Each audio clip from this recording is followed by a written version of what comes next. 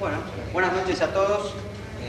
Antes que nada queremos agradecerle la presencia, sobre todo con el calor que hoy hace, realmente es bastante lo que vamos a tener que soportar, pero creo que la vamos a pasar bien. Un tema polémico seguramente, para aquellos que ya nos conocen, nosotros somos para los que no nos conocen, somos del CAIR, que es el Centro Argentino para la Investigación y Refutación de la Pseudociencia.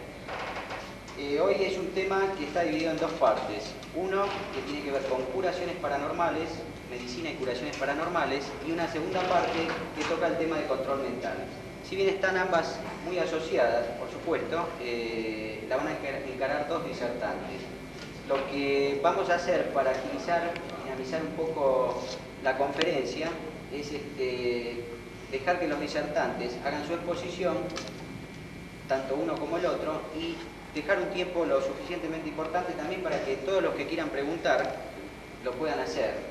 Salvo que si la pregunta esté referida sobre el tema que se está tratando en ese momento, no hay inconveniente que la hagan para que no se olviden o hay alguna aclaración que haya que hacer. Ahora, si la pregunta no tiene nada que ver con lo que se está hablando en ese momento, es preferible que la dejen para el final. Los disertantes de hoy son el doctor Aldo Slepetis, que va a estar en la primera parte, y Alejandro Borgo, que es el director adjunto del Centro Argentino de Investigación y Refutación de la Pseudociencia. También vamos a mostrar algún material que ellos mismos se van a encargar de ir señalando en el momento preciso para que todos lo puedan ver. Quizás en algún momento tenemos que apagar la luz. El tema de fumar creo que acá obviamente no está permitido, ¿verdad? Por el tema de la alfombra. Por si alguien después pregunta, como la otra vez que querían saber, supongo que lo preferible sería no fumar. No se puede. No, gracias. Bueno, los dejo en compañía de ambos y ellos ya les van a hacer manifiesto su ponencia. Ok, hasta luego. Empezaremos por tocar el primer tema, curaciones paranormales. Ustedes saben que en este campo se mezclan espiritistas, curanderos, curadores psíquicos, charlatanes, terapias alternativas, vudú, orientalismos, todo tipo de curanderos, etc. En esta maraña vamos a tratar de hacer una síntesis para tener un esquema, para poder razonar de alguna forma y ubicarnos, o sea, clarificar de alguna forma el tema que es amplio, interminable y que se inicia desde el inicio de la humanidad y seguirá. Un poco, por ser médico, traeré la opinión científica, médica, en este momento que pocas veces se escucha. Lo que uno escucha habitualmente es directamente decir que la ciencia no la acepta y nada más. Quizás ahora podremos ver que la ciencia tiene sus razones para dar esa conclusión. ¿Cómo podemos definir a las curaciones paranormales? Primer problema.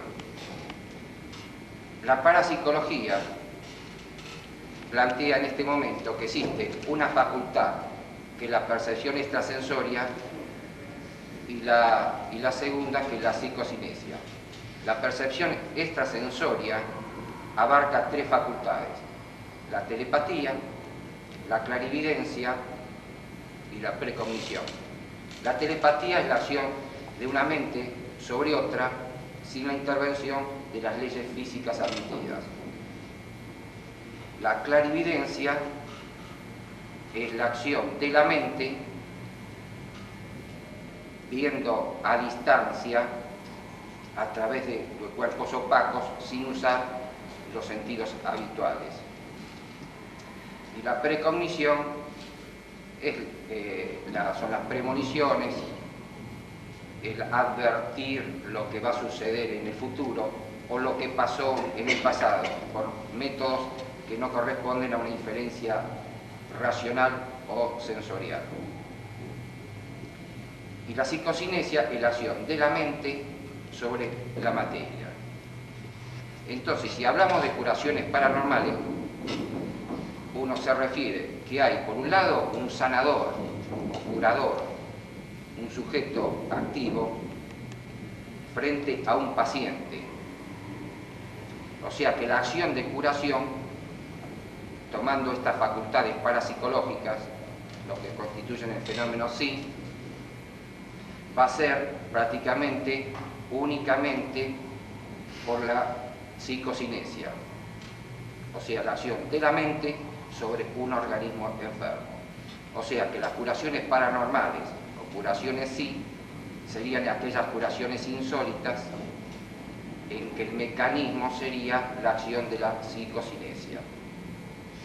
Con esta definición quedan fuera del campo de las curaciones paranormales todas aquellas curaciones obtenidas por la sofrología o hipnoterapia, que es una técnica de la psicoterapia además, o sea, en general todos los mecanismos sugestivos. Eso pertenece a la psicología normal. Las curaciones tipo Lourdes no entran tampoco en este campo, no hay un sujeto curador, sanador, están los pacientes. Ahí estamos en un caso de curaciones no paranormales, sino sobrenaturales, o, si ustedes se quieren poner en otro campo, la hipótesis de que entra dentro de la psicología normal, pero no de la paranormal, con alguna salvedad que si alguno pregunta la haremos después. Definida así cuáles son las curaciones paranormales, entraremos de lleno en cuáles son las diversas variantes. Como en toda terapia, en las curaciones paranormales existe una primera etapa diagnóstica y una segunda terapéutica. Los sujetos, los medios, etcétera, que hemos mencionado previamente, que actúan de sanadores, la mayoría ostentan o pretenden ostentar ambas facultades, pero hay algunos que son únicamente diagnosticadores y hay otros que son únicamente sanadores. En la práctica la mayoría tienen o pretenden tener las dos facultades. ¿Cómo se realiza esta primera etapa diagnóstica?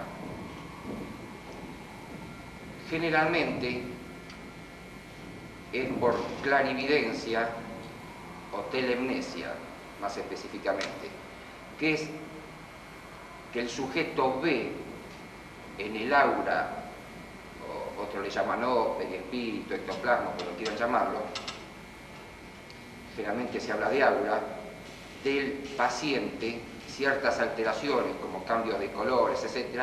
Y con eso localiza dónde está el morbo, dónde está la enfermedad y cuál es. Por supuesto, los diagnósticos generalmente son imprecisos, no se usa por lo general la terminología médica, científica, sino es un diagnóstico generalmente impreciso. La terminología podríamos definirla como de tipo folclórica, eso en general.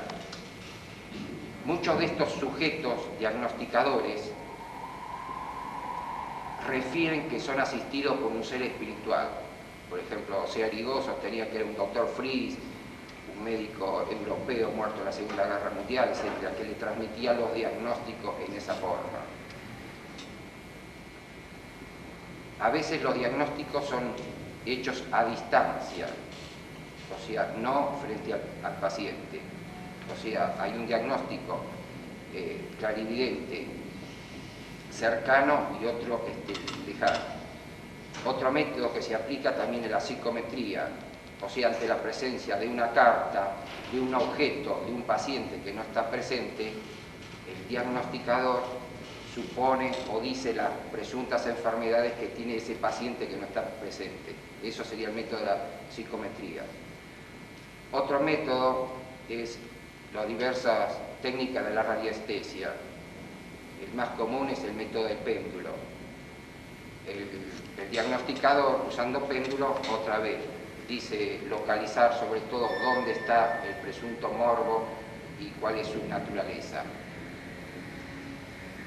Otro sistema de diagnosticar, algo menos común, es los diagnósticos que se hacen en trance hipnótico. O sea, el sujeto, al caer en trance de hipnosis, diagnostica cuál es la enfermedad y dónde está situada, que puede ser en presencia del paciente o no. Y así hay otros diversos métodos. En general se resumen en estos. Por supuesto, hay muchas veces que estos sanadores sanan sin diagnóstico previo y el enfermo, el paciente, refiere cuál ha sido su afección después de ser curados. Eso es una cosa bastante común. Entrando en el plano terapéutico, lo mismo que en medicina, podemos dividirlo en dos técnicas. Una técnica médica, o sea, no quirúrgica, y una quirúrgica. En la parte médica, resumiendo, habría dos técnicas más comunes. Una sería por la palabra. Por ejemplo, lo más habitual son cualquier tipo de ensalmo. Y una segunda, que también muy común, es algún tipo de imposición de manos o de pases. Por supuesto, estas dos técnicas, lo que logran estas dos técnicas no deben ser logradas por algún método hipnoterápico, porque en ese caso saldríamos de una técnica paranormal. Eso es lo difícil de ubicar este tipo de técnicas dentro de lo paranormal, porque prácticamente todas se superponen con los logros de cualquier método sugestivo. Quizás la única forma que podrían entrar serían los casos de curaciones a distancias que hay que demostrarlas. Y dentro de la terapia quirúrgica se refiere a lo que se llama la cirugía psíquica, o sea, en que el operador pretende operar al paciente sin ningún tipo de anestesia, sin ninguna preparación previa, sin producir incisiones.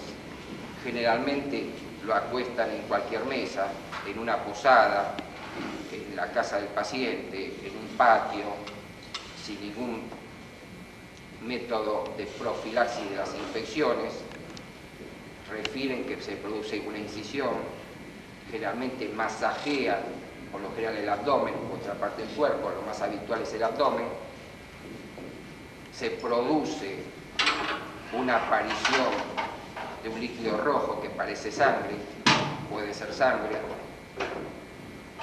Eso es fácilmente obtenido y se ve en las documentales que es por exprimir un algodón embebido de sangre. A posteriori el curador, el cirujano psíquico, extrae un material orgánico generalmente no identificable y el paciente termina la operación sin ninguna cicatriz ni rastro de incisión. No hay, por supuesto, ningún tipo de posoperatorio. En algunos casos se ha logrado hacer el análisis de la sangre que brotaba y muchas veces se ha visto que el grupo sanguíneo no coincide con el específico del paciente. Entonces, los que sostienen a ultranza este tipo de técnica quirúrgica psíquica dicen que hay un fenómeno paraquímico, o sea que esa sangre ha cambiado de grupo sanguíneo durante la operación. Lo mismo pasa con el tejido que se ha extraído.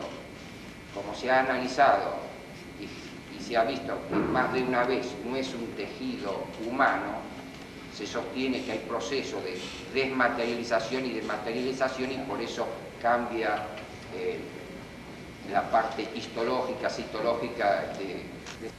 También es conocido por todo el caso del brasileño Freitas, José Pedro Freitas, de cocina. Por supuesto, lo único que hacía era el cuchillo ponerlo debajo del párpado. La conjuntiva es la parte del cuerpo más fácil de ser anestesiada por sugestión.